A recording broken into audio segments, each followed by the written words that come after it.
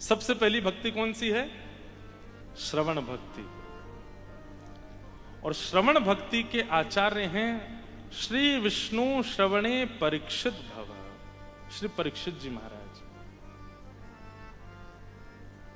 हमारी भागवत के जो श्रोता परीक्षित जी हैं, ये नवदा भक्ति की प्रथम भक्ति के आचार्य हैं।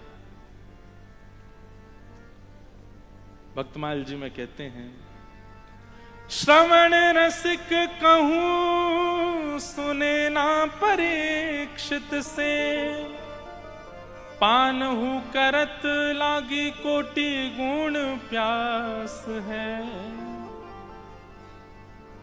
बहुत सावधानी से सुनिएगा सब लोग।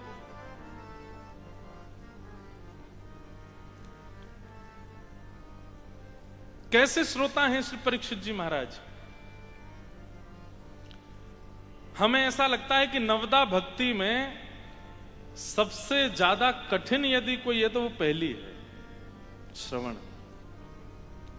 लेकिन आप कहेंगे महाराज जी, कथाओं में लाखों की तादाद में भीड़ आती है, हजारों लोग कथा सुनने आते हैं, ऐसे तापड़े में भी लोग सुनने कथा आ रहे हैं, और आप कह रहे हैं सबसे कठिन श्रवण भक्ति। आना बड़ी बात नहीं है, बैठना बड़ी बात नहीं है, सुनना भी बड़ी बात नहीं है, पर इस सुनी गई कथा को जीवन में लागू करना ये बहुत बड़ी बात है। सबके जीवन में नहीं हो पाता। परीक्षित जी महाराज के लिए कहते हैं, बोले पान हूं करट लागी कोटि गुण प्यास है। श्रवण भक्ति तब मानो कि आप कथा सुनते जा रहे हैं, और ज्यों ज्यों सुनते जा रहे हैं त्यों तो एक स्थान पर तो तृप्ति हो रही है, और तृप्ति के साथ साथ प्यास और ज्यादा बढ़ती जा रही है। वो श्रवण भक्ति है। कथा सुनने के बाद में ऐसी स्थिति हो जाए, तृप्ति का अनुभव हो गया, अब बस बहुत मिल गया, हमको प्राप्त हो गया, अब पूर्णता है, ये श्रवण भक्ति नहीं है। श्रवण भक्ति का स्वरूप तो ये कि आप घूंट घूंट पानी पियो, और ज्यों ज्यों घूंट पियो त्यों त्यों प्यास बढ़े। उल्टी रीत है श्रवण की। और इच्छा बढ़े, और कामना बढ़े, और सुनने की लालसा बढ़ने लग जाए, वो श्रवण भक्ति। और ऐसी भक्ति श्री सुखदेव जी महाराज, परीक्षित जी महाराज में। भागवत के 10वें स्कंद में जब कृष्ण लीला प्रारंभ होती है, बहुत सावधानी से सुनिएगा। 4 दिन से परीक्षित एक आसन पर बैठे हैं, ना अपने पांव सीधे किए, ना अपनी कमर टेढ़ी मेढ़ी की है, ना एक बार भी लेटे हैं, ना कुछ पान किया, ना कुछ खाया है। 4 दिन से अनवरत सुखदेव जी महाराज की कथा श्रवण कर रहे हैं। और 4 दिन बाद जब श्री सुखदेव जी 2 श्लोकों में पूरी कृष्ण लीला सुना देते हैं, मथुरा में जन्म हुआ, गोकुल में ये लीला की, वृंदावन में ये लीला की, गोवर्धन पर्वत धारण किया, कालिया नाग का मर्दन किया, कंस वध करके भगवान ने जरासंध के साथ युद्ध किया, रण छोड़ करके द्वारिका चले गए, 16,108 ब्याह किए, महाभारत युद्ध कराया, और भगवान ने अपनी लीला विश्राम करके स्वधाम को चले गए। पूरी कथा जब 2 श्लोकों में सुना दी, तब परीक्षित कहते हैं, भगवान कथितो वंश विस्तारो भवता सोम सूर्ययो राज्ञां चोभय वंश्याना चरितम परमाद्भुतम। महाराज, आपने ये क्या किया? इससे अच्छा तो मैं तक्षक सर्प के डमसन से मर जाऊं। लेकिन 4 दिन तक कथा सुनाने के बाद, जिनकी कथा सुनने के लिए मैं भोजन पानी सब छोड़ करके एक आसन पर बैठा हूं, उनकी कथा आप 2 श्लोकों में सुना रहे हैं मुझे। भगवान, मुझे विस्तार से सुनाइए। आपने इतने राजाओं की कथा सुनाई, मैं सब सुनने के लिए तैयार था, लेकिन जिनकी कथा सुनने के लिए मैं बैठा हूं, कृपा कर उनकी कथा मुझे विस्तार से सुनाओ। तब सुखदेव जी कहते हैं, बोले परीक्षित, तुम 4 दिन हो गए एक ही आसन पर बैठे हो, थोड़ी देर का विश्राम कर लें। तुम कुछ पा लो, थोड़ा आराम कर लो, कुछ पान करके फिर आ जाओ, फिर कथा सुना देंगे। तब परीक्षित जी महाराज इतना सुंदर उत्तर देते हैं, पिबंतम त्वन्मुखाम्भोज च्युतम हरि कथामृतम। नाथ, वास्तव में मेरी भूख की पूर्ति आपकी कथा से हो रही है, मेरी प्यास की पूर्ति आपकी कथा से हो रही है, मेरा आराम आपकी कथा से हो रहा है। देह की जितनी आवश्यकताएं होती हैं, आपके एक एक शब्द में मेरी वो आवश्यकताएं पूरी हो रही हैं। मुझे भूख नहीं लगती, मुझे प्यास नहीं लगती, मुझे निद्रा नहीं है।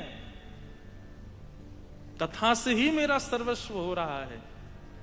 उसी समय श्रवण भक्ति के आचार्य के रूप में परीक्षित जी का नाम लिख दिया गया। कहने का अभिप्राय, भोजन भी कथा है, पान भी कथा है, आराम भी कथा है। देह के जितने अभिमान होते हैं, वो सब अभिमान की पूर्ति हम लोग करते हैं। जैसे बैठने पर भी देह को अभिमान होने लगता, अच्छा एक ही आसन में मुझे बैठा रखा है, तो हम लोग थोड़ा थोड़ा ढीला कर देते हैं, थोड़े यूं बैठ जाते हैं, ऐसे बैठ जाते हैं। ये भी एक अभिमान है। देह हमसे कहता है, मैं तुम्हारे वश में नहीं हूं, मुझे सीधा बैठाओ, मेरे हाथ पांव टेढ़े मेढ़े करो, कभी कभी अंगड़ाइयां लेते रहा करो। अच्छा 2 घंटे हो गए कथा सुन रहे हो, पानी कौन पिलाएगा? उठ के जाते हैं, पर पानी पिलाते हैं इसको। अच्छा 3 घंटे कथा सुनी, उसके बाद प्रसाद नहीं मिला, कल से नहीं आना यहाँ कथा सुनने। यहाँ तो है प्रसाद की व्यवस्था, सब लोग प्रसाद पाके जाना, सबकी व्यवस्था है। नहीं तो कई लोगों का देह जो है वो चिंता पर कर देता है मजबूर। इतनी सुबह उठ के धूप तापड़े में कथा सुनने के, प्रसाद ही नहीं था, कल से काय को जाना? देह का अभिमान करवाता है आपसे। पानी की व्यवस्था दूर पड़ जाती, भीड़ बहुत है, कैसे उठ के जाएं? कल से यहीं से सुन लो, लाइव सुन लेना यूट्यूब पर ही। देह का अभिमान करवाता है ये सब। जहां देह का अभिमान नष्ट ही ना हुआ, वो कथा कैसी? अभी तो केवल इतना नष्ट हुआ कि आप अपने घर से यहां आ गए, कथा सुन रहे हैं और फिर चले जाएंगे। पर देह ऐसा हो जाए कि अब कथा और भगवत वार्ता के अलावा कुछ चाहिए ही नहीं। यत्र यत्र रघुनाथ कीर्तनम तत्र तत्र कृतमस्तकांजलिम वाष्पवारि परिपूर्ण लोचनम मारुतिम नमत राक्षसांतकम। श्री हनुमान जी महाराज साकेत केवल इसलिए नहीं जाते हैं क्योंकि साकेत में कथा नहीं होती। प्रभु चरित सुनवे को रसिया राम लखन सीता मन बसिया। अब आप लोग यहां बैठे हो तो सब लोग इसमें मना ही करोगे, लेकिन आपको अगर प्रलोभन दे दिया जाए कि एक स्थान पर आपको बढ़िया एसी एयर कंडीशन रूम मिलेगा, सुबह शाम जो चाहोगे पाने को मिलेगा, जैसे चाहोगे पीने को मिलेगा, सब कुछ सुविधाएं A to Z मिल जाएंगी, कुछ करने की आवश्यकता नहीं है, पड़े रहो, खाते पीते रहो, मस्त रहो। कहीं घूमने जाना, हवाई जहाज की टिकट आ जाएगी, बिजनेस क्लास में बैठ के घूमने चले जाओ, वहां जाओगे वहां बड़ी गाड़ी आएगी लेने, सब कुछ सारी व्यवस्थाएं मिलेंगी। जीवन पूरा आपका व्यवस्थाओं से युक्त हो जाएगा, लेकिन कथा नहीं मिलेगी। सब राजी हो जाओगे। अभी सब कह रहे नहीं महाराज जी हम नहीं जाएंगे, पर नहीं, सब राजी हो जाओगे। पर श्री हनुमान जी महाराज साकेत जाने से पहले हनुमान जी राम जी से कहते हैं वहां कथा होती है। राम जी कहते हैं जहां मैं प्रत्यक्ष विराजमान हूं वहां कथा क्यों सुननी तुमको, रोज आ जाना, मेरा दर्शन कर लेना। हनुमान जी कहते हैं प्रत्यक्ष में तो केवल 2 नेत्रों को आप दिखाई दोगे, पर कथा में तो रोम रोम को आप सुनाई देते हो नाथ। प्रत्यक्ष में तो केवल इन 2 को सुख मिलता है, प्रत्यक्ष में तो केवल इन 2 पुतलियों को सुख मिलता है, पर अप्रत्यक्ष में जब कथा होती है तो ऐसा लगता है मानो रोम रोम होऊं मैं तो श्रवणमयी रे, कृष्ण नाम जबते श्रवण सुनो री आली, भूली री भवन में तो बाबरी भई रे।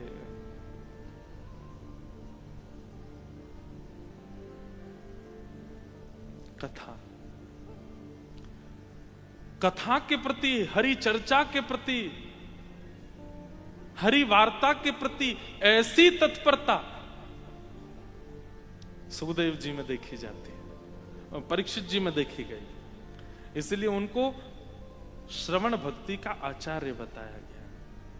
भोजन त्याग दिया, निद्रा त्याग दी, आराम सब छोड़ दिया कथा के आगे, कथा सर्वस्व है। इस श्रवण भक्ति के आचार्य। अब मन में एक भाव आया था कि आचार्यों पर चर्चा करेंगे कि नवदा भक्ति के आचार्य कौन हैं, और फिर उसके बाद नवदा भक्ति के देवता कौन से। वैसे तो श्रवण कीर्तन स्मरण पाद सेवन अर्चन वंदन दास्य सख्य आत्मनिवेदन 9 भक्ति से सारे ठाकुर जी रीझते हैं, पर कुछ ठाकुर जी ऐसे हमारे धराधाम पर जिनमें एक भक्ति का लोभ ज्यादा है। जैसे भक्त गावे सब ठाकुर सुनते हैं, पर सब ठाकुरों में एक ठाकुर ऐसे हैं जो बहुत ज्यादा सुनते हैं। तो नवदा भक्ति में नवदा भक्ति के भक्तों की चर्चा करेंगे, और उन नवदा भक्ति में एक एक भक्ति से अति प्रसन्न होने वाले एक एक भारत के ठाकुरों की भी चर्चा करेंगे। तो श्रवण भक्ति में सबसे पहला नाम हमारी भारत भूमि में जिन ठाकुर का आता है, महाप्रभु श्री जगन्नाथ। श्री जगन्नाथ महाप्रभु की